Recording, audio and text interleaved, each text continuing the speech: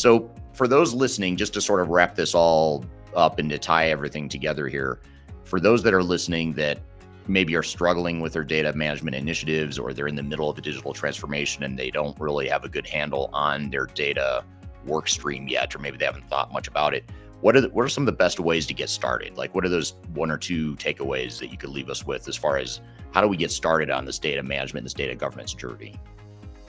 I'd say that let's start with the data discovery phase. Without doing data discovery, don't even go. I mean, data discovery and diagnosis. Again, Eric, if we have some issues with our health, we go to a doctor. Doctor doesn't just look at us and give you a prescription. And that's what the data migration, digital transformations are doing. Just they are doing it. What doctor does is diagnosis, few tests, few checks. Then only it says that, okay, you must take maybe this prescription.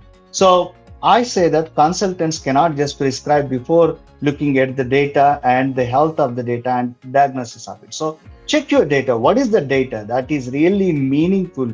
What is the data, whether it qualifies for the data quality or not, and then start with that. Again, if you really would like to know about data strategy, you can get in touch with us, or you can get in touch with those guys who are in the data strategy world or data practice world, and we will give you a roadmap. This is what you must do, because it's a recipe, Eric. It is not something that you can apply on everything, but it is a high level recipe. We have a iVision data transformation framework with 7 different pillars, 7 different steps, what you must do in each step, what are the sub steps for that. Unless you go through that, you won't be able to actually put down a data migration or digital transformation project for a successful journey.